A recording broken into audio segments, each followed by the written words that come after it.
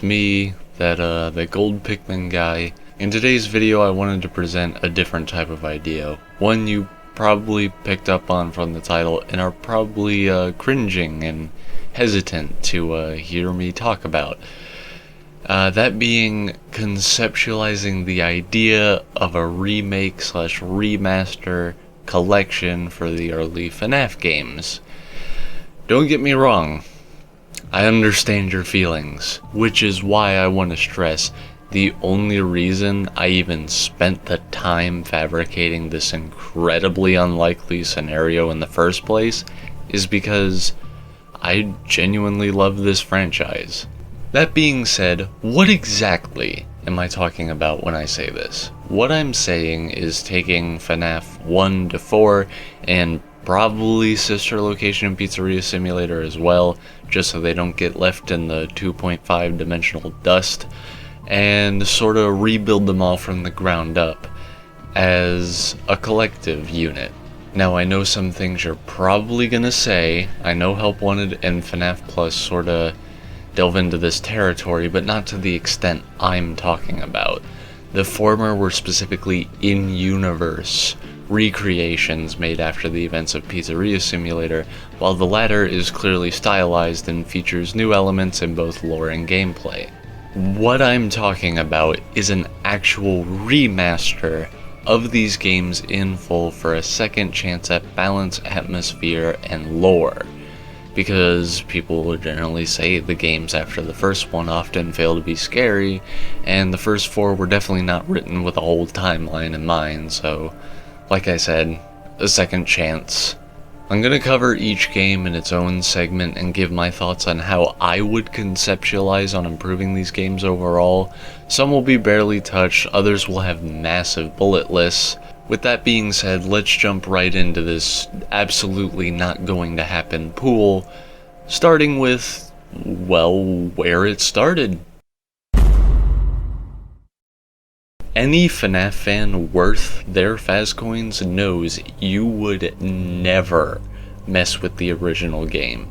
It was astounding and achieved what it was supposed to, plain and simple. The only thing I have are a couple just quality of life changes. First off, and this is the incredibly experimental one, consider introducing some of that voice acting into this game. Have the animatronics occasionally spit out glitched up voice lines in a similar manner to how Freddy laughs, but only fairly rarely. Even then, I'd suggest tying this feature to a settings menu so that people who don't think it works can turn it off, while those who like it can keep it on. Also probably improve Foxy's jump scare. Other than those simple things, the game should just be reconstructed one-to-one. Oh man, here we go. Listen, I'm gonna give you a warning from the future.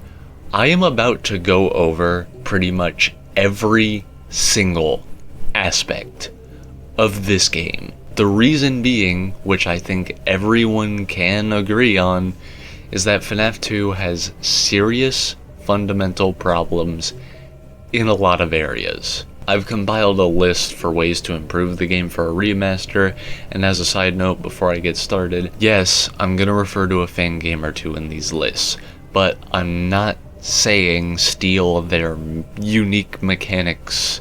I'm pointing to them as an example. Smaller, less defining touches are fair game though.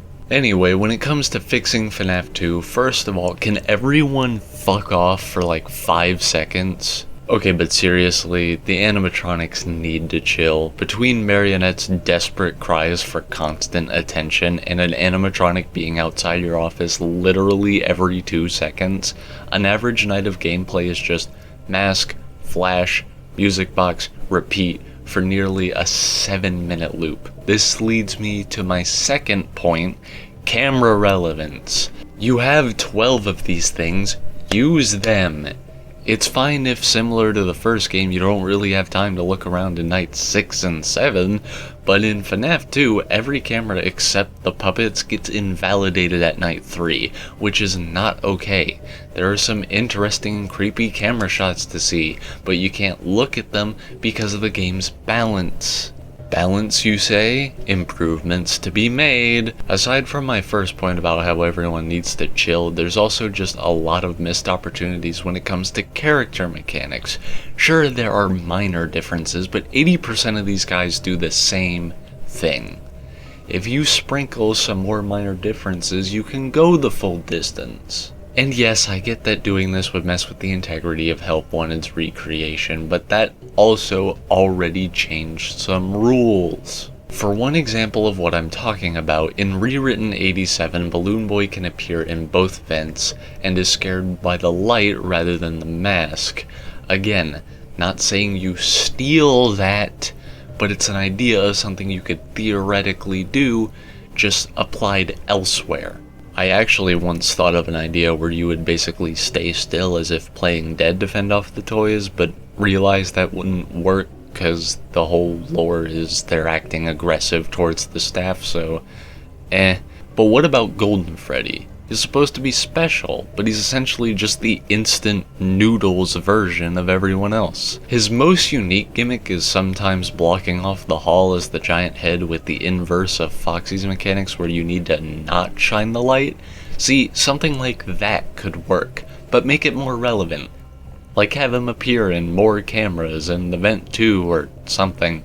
Either way, another balance thing that I think is needed in general is an actually human amount of reaction time to be able to respond to the animatronic in front of you. In order to survive in later nights, you have to cheese the system to put the mask on in tandem with putting the camera down to survive. And even then, it still has a chance to fail. This needs to be toned down tremendously. Since we're talking about toning down, looming animatronics should not take 5 years to leave your office. Another thing Rewritten 87 delves into, the animatronics that loom in front of you leave fairly quickly on early nights, but over the course of the game start staying longer. Though even then, in night 5, it doesn't take nearly as long as it does in the actual FNaF 2. This is something I wouldn't mind being copied, because it's needed. Oh yeah, the music box too. A little more chill on that, please. Anyway, assuming gameplay stuff is over, let's talk ambience. Let's make the game scarier. I get that FNaF as a franchise has started leaning towards younger audiences as well, and while I think that's fine when it comes to plushies and other merch, I don't think the mainstream content, such as the games and books, should be aimed at anything younger than teens. Anyone who's around for these early FNaF games has grown up by now anyway, so go for it. Let's start with the building itself. I think Raito said it best when he said that your office being really bright combined with admittedly dark and spooky hallways getting completely lit up by the flashlight takes away from the ambience. Therefore, these two light sources should be turned down a bit. Make your office a little more gloomy while having your flashlight not be as effective. Still show you something's there, but in the form of a figure that you can't fully make out all the way because your flashlight was gotten on a budget and barely works. For reference, think of the salvage minigames from Pizzeria Simulator. Hell, in Night 6, when the building is apparently on lockdown, go even further and do what Help Wanted did for the Withered mode. Coat the building in even less functional red-tinted emergency lights to fit the even more serious tone of the situation. Still make it clear enough for the player to be able to tell what the hell is happening, obviously, but go for it. Now let's talk about characters. Now you can't just go and completely retcon a character design, but you can make small, less defining additions. For example, the toys. Toy Chica removing her eyes and beak are pretty good. The frame of Mangle in the hall when Foxy is also there is a step in the right direction for them, a little more of that. Sort of the same with Toy Freddy. He's got the spirit, but a little repositioning and lighting tricks will be needed to make that work. Toy Bonnie, That's a rough one. Maybe add black agony veins in his eyes when he gets really close to you. People quickly took note that Toy Bonnie's eyes shrink as he gets closer to you. Maybe show that in action in addition to the agony veins to give a sense of organic life where it shouldn't be. That's unsettling. Now when it comes to the Wizards, they're mostly really good at what they do. The only real callouts are to make Chica look more like what she does in Ultimate Custom Night rather than having her look like a T-pose, and have Foxy's expression not look as dopey. As a sort of filling before jumping into the next big meat topic, I also think my suggestion from the previous game regarding introducing voice acting could potentially work for this one, though for a specific situation. When an animatronic is in your office staring you down. Imagine the classic Toy Bonnie stare down, but with his voice also glitching over the word criminal or intruder or something. Though, like I said in the FNaF 1 segment, this should probably be tied to a settings menu so that those who don't like it as much can turn it off. Alright, let's get to the big idea here. I also feel like we could really amp up the jump scares. Due to the game conditioning you to just die to stuff constantly, even if you do the right thing near perfectly, the jump scares quickly lose their luster. Even then, there's barely any to be had since they're all super close, stiff, and bright. Before I get into ideas on that though, I want to go over another thing that affects the impact of these jump scares. The fact you actively see the attacker right in front of you beforehand.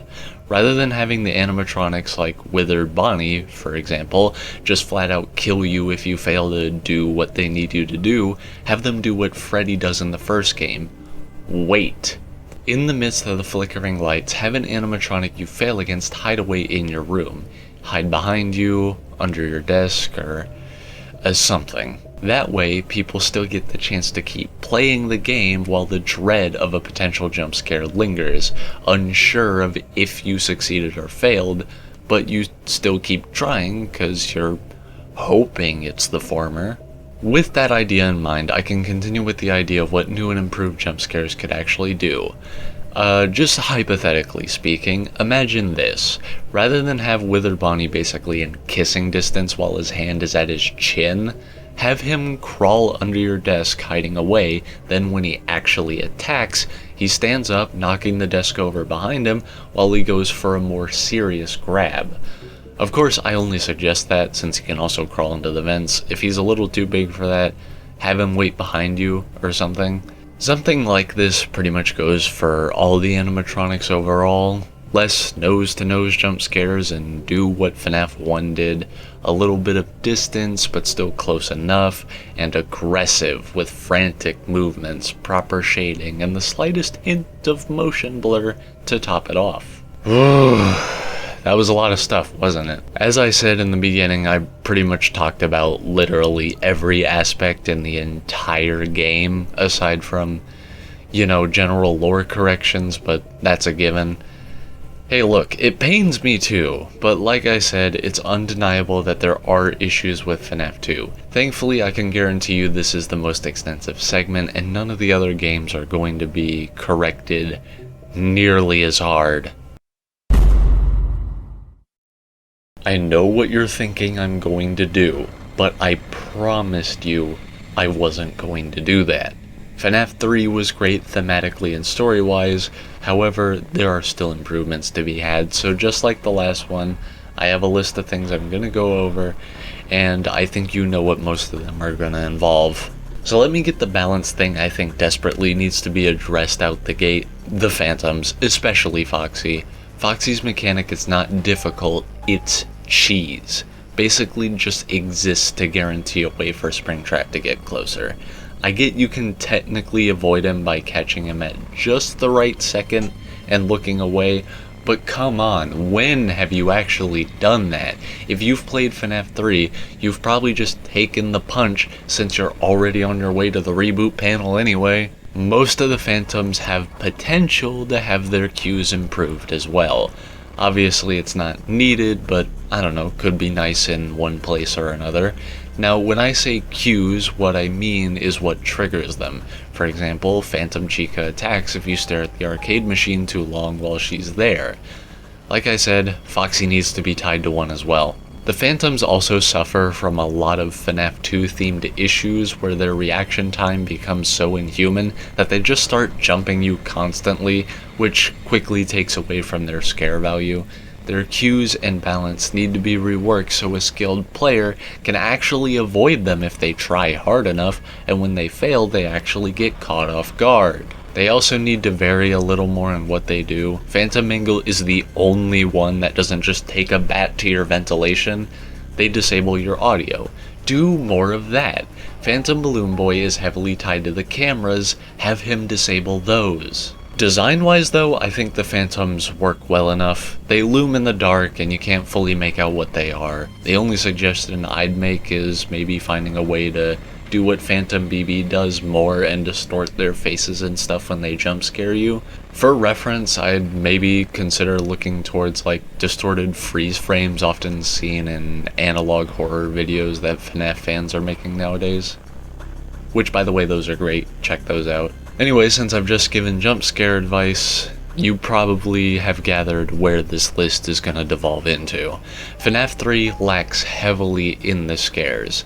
It's got a creepy atmosphere, locked in a gloomy building you're told is faulty to the core with a decrepit animatronic that has what appears to be flesh in it? I mean, come on, that's a creepy scenario. However, when the time comes to actually get to the punch, it feels more like someone's just shaking keys at us. So let's talk about how to fix this. Let's get the elephant out of the way, the Springtrap jump scares. These are infamous for a reason after all. Now let me show you his special delivery jump scare. See? Giving us a taste of the nastiness inside the machine while releasing a fleshy scream that just sounds like it's coming from something dead. It works so well, just add a little more punch to the sound. Another thing that can help Springtrap a bit are the sounds he makes trying to get to you. I'm sorry, but when I listen to this, I don't think it sounds like somebody evil coming after me to kill me. This is an old animatronic. Have it sound rusty, make creaks that echo throughout the building, and to help build up to the reveal that the real body of the notorious purple guy is in there, have the sounds over the course of the night slowly evolve into something organic and taunting, such as the burn trap laughs from Security Breach.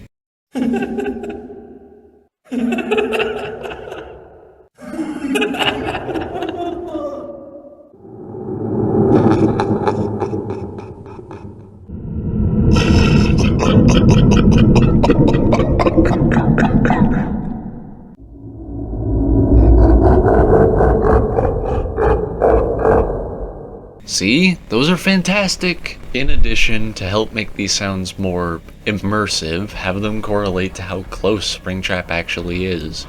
The further away he is, the quieter and more echoing they should sound, possibly even delayed by the slightest margin for ultimate realism if you wish.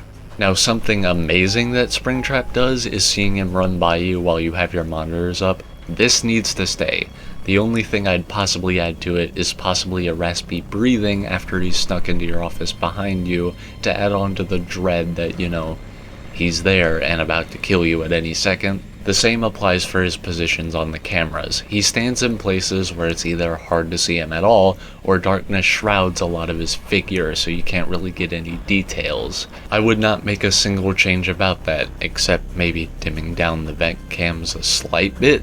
See? I told you it wouldn't be as long. I get that I also covered most of what the game had to offer like the last one, and you know, aside from obvious lore corrections where applicable, but overall I was more approving of what was there, just encouraging it to be reshaped rather than built on top of as much, even encouraging certain things to be kept the way they are.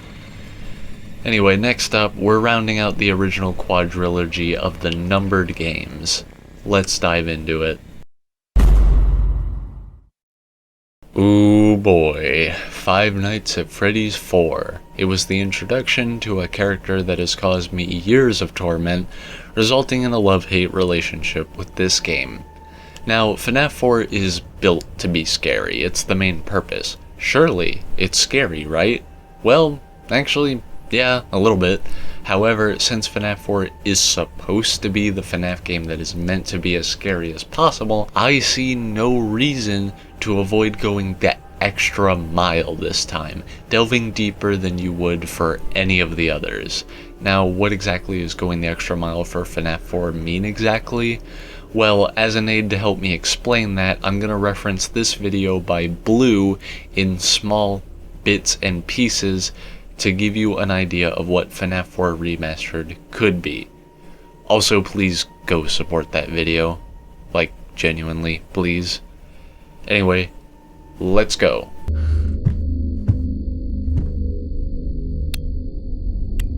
You see that? While it's more represented through lamps rather than the flashlight in the animation, a small light source in a big space like a hallway should do just enough to both help and not help at the same time.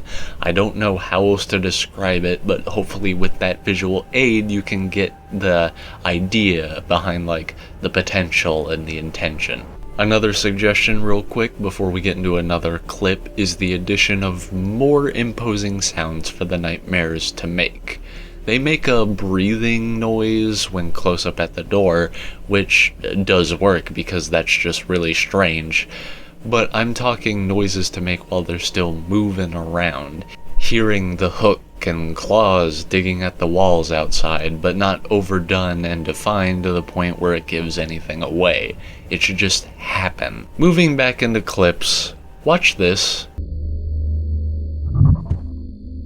Now don't get me wrong, the nightmares leaning in FNaF 4 does sorta work. They don't get lit up all the way, and the corner peeking thing in horror does instill a reaction in quite a few people, but there's something about the split second of the monster in the dark that just works. Now obviously the effect I just showed you is from a video rather than a game, and it should be stylized a bit so it's not just ripping Blue's work, but I feel a very similar effect could be achieved and work really well. Now before we get into the big meat of the last clip, I also wanted to bring up the Halloween version of FNaF 4.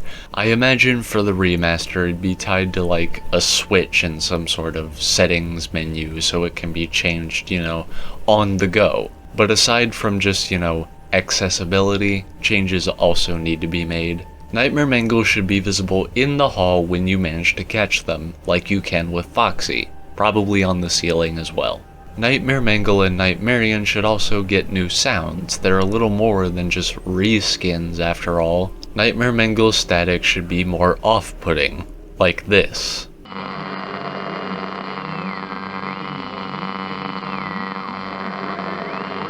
And with all those limbs, I'm sure you can see the sound potential when it comes to moving around. Nightmarian should also just not sound the exact same as the big fat bears. They're not built at all the same. It should sound more like this skinny monster's needle legs are not just stomping around, but perhaps even stabbing into the floor.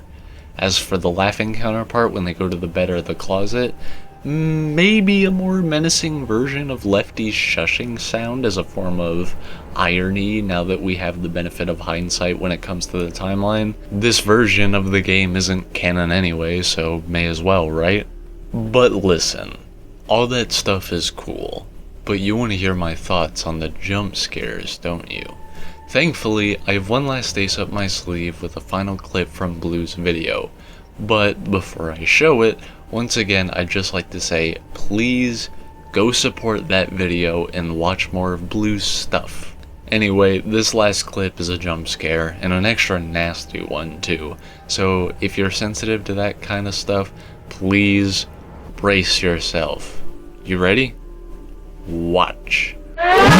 See? Isn't that just horrific? I know the actual FNaF 4 jump scares certainly got people when they played the game, but like I said in the beginning of this segment, a remaster of FNaF 4 should go the extra mile to really sell it well, and I think this demonstration by Blue was the only way to show you the potential. Again, don't really copy it exactly, might be a little too much to be honest, but still, go the extra mile for this one, please.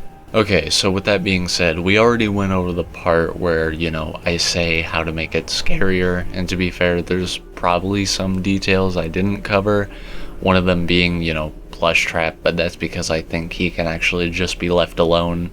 Anyway, these potentially missed details are why it's a good time to say that if you have any extra ideas for this remastered collection concept, even though it likely would never happen, feel free to share your thoughts, but not quite yet. I'm gonna remind you again later, that way you can comment on the whole video.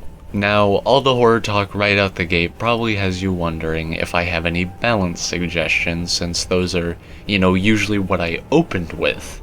And to be honest, I don't have too many. The only real gripe I think I can come up with when it comes to gameplay are the weird, gimmicky insta-kills. For example, apparently if you just hold the flashlight on the bed for too long, Nightmare Foxy will just appear and insta-kill you, even on nights when he isn't even there, like night 5. And my thing to that is like, why? I mean, I get why, it's so the player doesn't camp, but like, Foxy, every time, I get what it's trying to say, Foxy snuck in while you were all distracted or whatever, but if you're gonna make it logical like that, then it needs to make sense for every situation.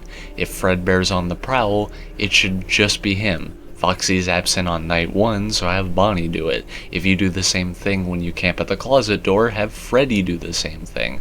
Have Bonnie and Chica sneak up behind you when you're camping at the other's door. You see what I mean? Anyway, like I said in the little middle filler section, there's probably details I've glossed over, but I hope I helped implant the general picture of what I think FNaF 4 could be if it really goes for it and commits to being the scary one. We're getting to the point where we're crawling out of the early days, so let's flip that page and see what's on the other side. Sister Location, in my opinion, is a great turning point for the franchise. A lot of people didn't seem to like it solely because it was, different, which is like the most Twitter thing I've ever heard in my life, especially since that's why I actually love the game. That and the atmosphere, story, and scares are just all incredible, and even includes a special secret area that helps scratch that classic FNaF itch and is horribly underappreciated. But surely with all that praise, there's gotta be something to change, right? Well, in terms of critical needs, no. Just like FNaF 1, all I really have are 2 simple quality of life improvements. One being checkpoints, so the player doesn't have to relive 5-minute dialogue segments just to try something again, and the other is a way to skip dialogue in general for those who have already played. Other than those, like FNaF 1, Sister Location should just be kept the same when it's remastered.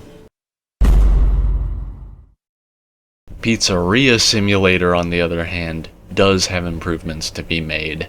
As our final pit stop in our collection concept, it's time to get down to business, because the fixes to be made are all in the management. When it comes to the salvaging section of management, the game actually does it amazingly well. The lighting obstructing most of the features of the one across from you, the dead silence only broken by the corrupt cassette tape recordings, the subtle movements you have to watch for while lowering the vision obstructing paper that you have to use. It creates a genuinely tense situation, even with Lefty, whose outward appearance usually isn't really all that frightening. Even the sign. Sure, it's got that goofy little face on it, but just receiving the message that something has already snuck into your building from the thing that snuck in, on top of the fact that you know it's your fault too for cheaping out on bad quality items. It's something different. However, while I could be incredibly wrong, I'm pretty sure I've seen animatronics go from phase 1 straight to insta-kill for no reason before. So, yeah, that's a no-go. That's gonna have to be fixed. The main part of management, however, oh dear. First off, let's address the FNaF 2 smell-in situation in the room, in that literally all the animatronics are the exact same. Not a single difference. Come on, man. I get it's supposed to be a minimalist trap, but like, get some variety in here. Imagine this, for example.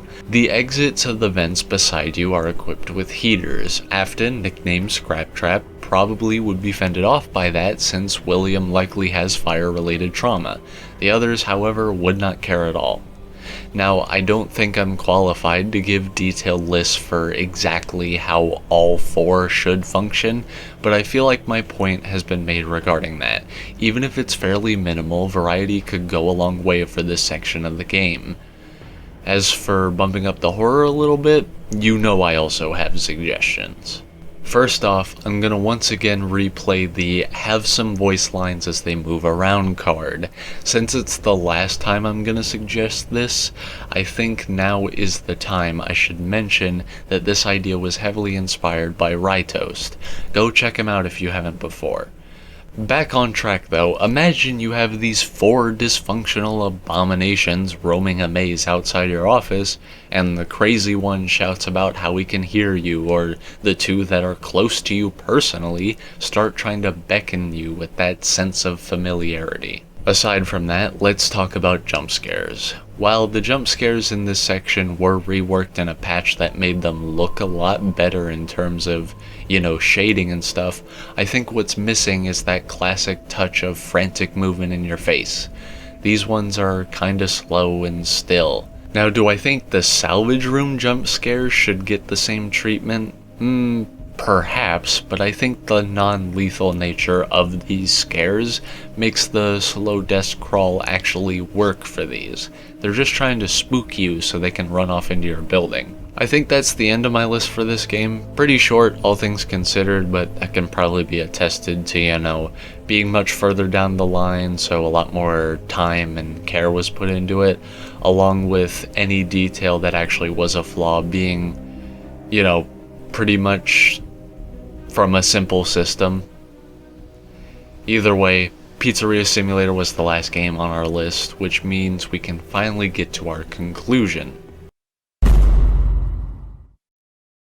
Okay, so do I realistically think a remake/remaster collection for the classic games would ever be a thing Scott would plan to do?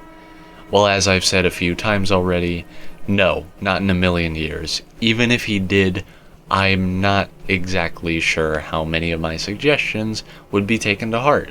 Again, the main reason I made a video dedicated to conceptualizing this at all is because I just love the franchise, and I'd love to get a second chance at making those games that lacked in certain areas truly shine once more through a remodel made with both horror quality and the full timeline of lore in mind. I was inspired by so many things, such as general fan reception, other fan-made remake concepts, people like Rytoast and Blue, just a whole bunch, and I wanted to put all that forward. Naturally, for obvious reasons, I left out Help Wanted and Security Breach. Not only are those games massive and brand new already, but they're also just actively or going to be achieving their purpose. Help Wanted's VR-assisted immersion made the game horrifying, and while Security Breach was the biggest lacker so far if you're talking pure horror value, the free Ruin DLC has been confirmed to be focused on, making amends for that. Though the exact results of that have yet to be seen as of me recording this, so, whatever. Thank you so much for taking the time to listen to a madman like me ramble over something that won't ever come to fruition. It means a lot, and it's time for me to remind you that if you have any other ideas for this collection concept, let me know. This time for real, make that comment. Anyway, with that being said, bye everyone.